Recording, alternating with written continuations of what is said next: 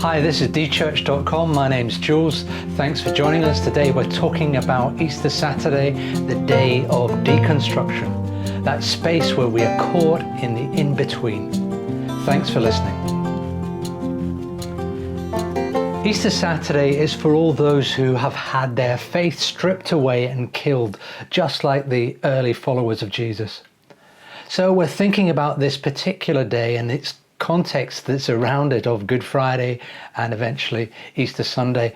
Now, this message isn't a neat 3-point message at the end of which you will have 5 principles for surviving Easter Saturday. It's more of a meditation on what it looks like when you've had a tsunami-like experience that has devastated your faith. And like the day itself, which has ambiguity and messiness in its meaning, this podcast reflects a variety of, I suppose, overlapping thoughts that I hope are helpful. So today's message is brought to you by the letters "huh," "what," and the sentence "oh man, what just happened?" Why should you listen? Because Easter Saturday is the experience of every one of us who have experienced loss and broken dreams, or felt abandoned or let down by religious leaders. Now, at the end of this podcast, I'll just give a few suggestions for ways to live in Easter Saturday, and I hope it's helpful. So thanks for joining us. In John 19 and Luke 23, there are 2 slightly different accounts of the events of Easter. They're fairly easily coalesced with one another, but perhaps one of the main differences is that Luke, as always, notices the women. But all the Gospels note the preparation on the Friday afternoon of the body of Jesus, the effort of taking care of Jesus' body, the personal involvement of at least 2 men and a few women, working and then beginning the Friday evening, they have their rest day, the Sabbath. So I have this question: why did Jesus wait all of Saturday? Any answer is, of course, slightly speculative, and various church denominations have come up with different suggestions. But I think of the Saturday being part of the work of Easter, even if it was a rest day. The 3 days establishes a pattern, a lens through which to see life. And perhaps, in many ways, Easter Saturday is the one we experience most of all. It's not the day of great victory, it's not necessarily the day of great horror and defeat, but it's just that in-between space. Many of us can identify with the feelings of that first Easter Saturday. You've done all the work you can for Jesus, you prepared the body, and then the void. We are so often in an in-between time where one thing has died and you're in what the old Celtic believers would call liminal space, a time of transition, the in-between point. I think of world #1 tennis player Ash Barty. She's given up a huge career recently and now the lull before the next thing in her life. Maybe she'll have kids, maybe she'll go into sports commentary or become a golf pro or back to cricket maybe. Or maybe something else. She's in that liminal space. Or maybe you have ceased to believe certain things about this Messiah figure, Jesus, and you've deconstructed. And just like the women and the disciples on that Good Friday, the Jesus you thought you knew has allowed himself to die. For the Celts, the liminal space meant that something has to end or die before picking up the next thing. Jesus himself said this: "Very truly, I tell you, unless a kernel of wheat falls to the ground and dies, it remains only a single seed. But if it dies, it produces many seeds." So Jesus is taking into himself a kind of principle of nature and saying, this is what I've got to go through. I have to die. I have to be buried so that my death will lead to life. Liminal space, though, deconstructing the narrative that you've lived by. This is a time to notice what is past, to acknowledge it, to wait patiently, not necessarily leaping to what is next. We want to leap to the next thing too quickly sometimes. Our culture doesn't like delayed gratification. It's not something we do, whether it's sex or the next TV show or that piece of cake or skipping a track on an album we've been listening to. We wire ourselves for immediate gratification. Queen many years ago sang the song, "I want it all and I want it now." We want the transition time to be over. COVID, I don't know if you've experienced lockdown, it felt like a very long Good Friday, and the past 2 years in fact has felt a little bit like that, and we're chomping at the bit to get to Sunday without needing to think about COVID. But of course the threat of variants makes us feel like we're out of Friday but in the uncertainty of the Saturday. So what's next? Will it be Sunday resurrection, or in fact more variants, more Good Fridays as it were? Easter Saturday is waiting after loss, uncertainty, not knowing, ambiguity, lack of clarity, a time when the future isn't clear. And what the closest followers of Jesus do in that situation is they Sabbath, which means sitting with God and with God's people, even if you feel like God has left the building. It means sitting with God forsakenness. Deconstruction on Saturday does not mean that you have any idea what reconstruction looks like. And many haven't resolved issues or come to a new position when they've deconstructed. They are in that in-between phase. And that's okay. I think a lot of life is like that, because evil still exists and we're not in the new creation. In fact, our world at this time feels like both of those are worse than ever. Good Friday is, as it were, doubling down, and we don't even feel like we're in Easter Saturday.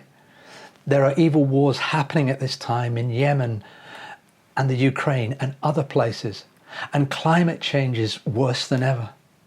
And sometimes Saturday feels closer to Good Friday than it does to Easter Sunday. You're not at point A, but you're not at the end game yet either. And it feels a long way to point Z, or Z, as the Americans would say. Somebody described Easter Saturday as awkward Saturday. But I think it's a bit more than that. It's the boundary between what was and what might be. Like Israel at the Jordan, which is a story I love to tell. In Deuteronomy, the longest sermon ever, it goes on for chapter after chapter. Moses telling the people, look, I'm not going to get into the promised land with you, but here's how you're supposed to live in the promised land. You're going to have to deconstruct your desert faith and make it more like a faith that exists on settled land. And it was the longest Sabbath ever, chapter after chapter of Moses preaching at them. He wants them to learn before they transition into the next stage.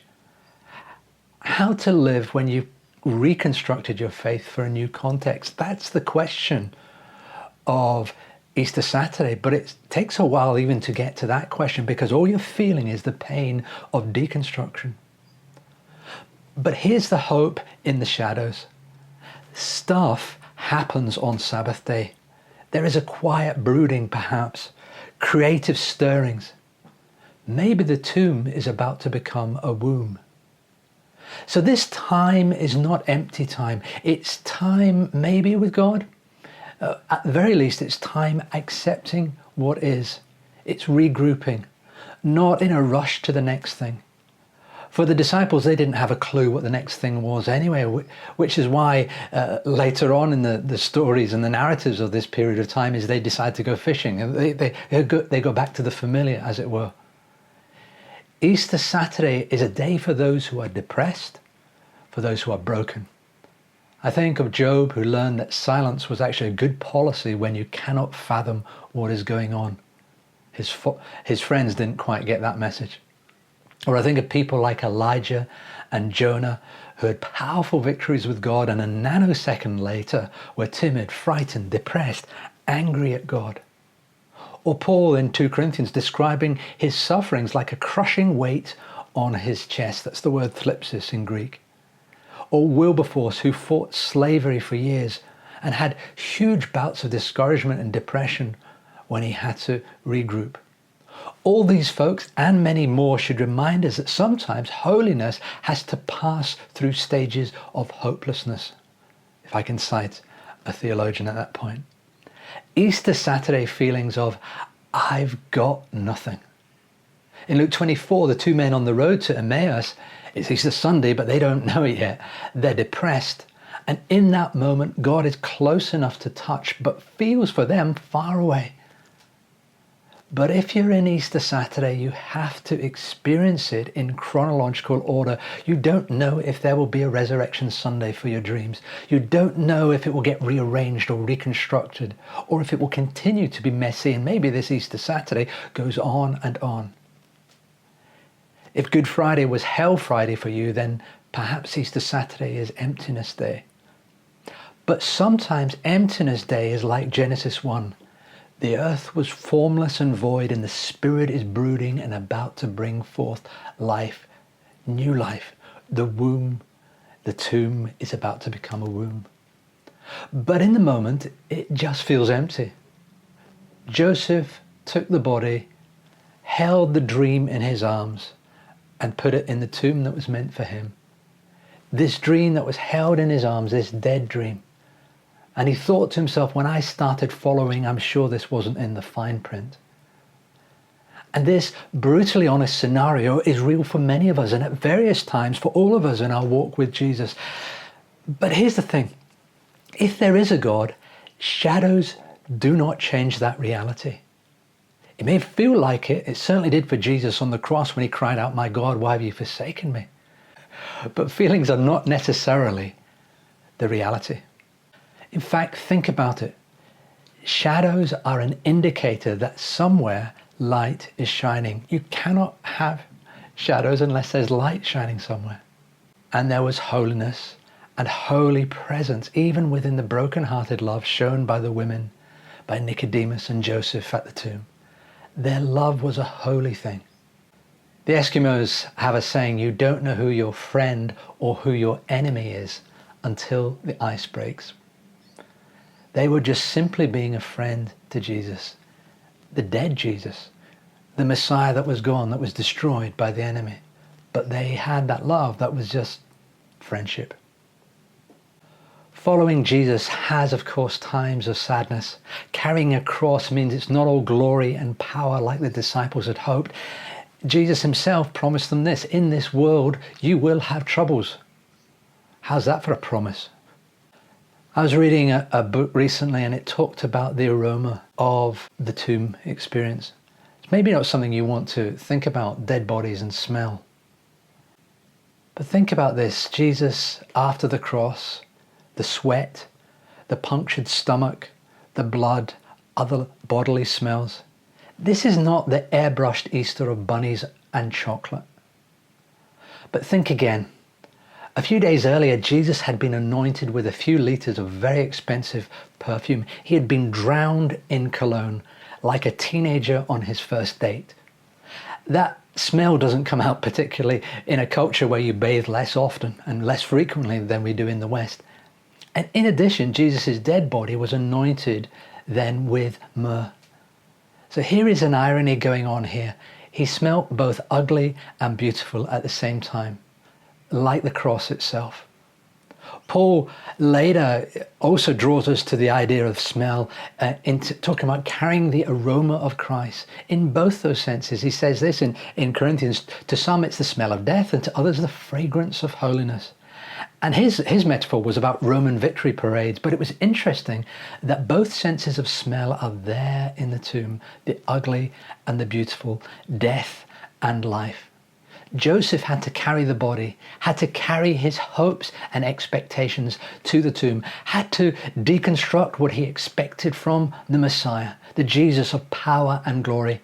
And he took his dream into a dark and scary place where all you have is silence. Maybe you've had to do that with your relationship with Jesus. The Jesus you wanted is gone, and now all there is emptiness and void. The faith has died. But that dark place can be holy. The aroma is more than just decay. If we notice it, our Easter Saturday also smells of something hopeful. So I promise you 4 things, 4 suggestions. Look, don't take them as anything other than my suggestions. But if you're in an Easter Saturday where you've lost something great, I'd say firstly this: learn to Sabbath. Sabbath is resetting day, adjustment day, talking to God day, pouring out your heart.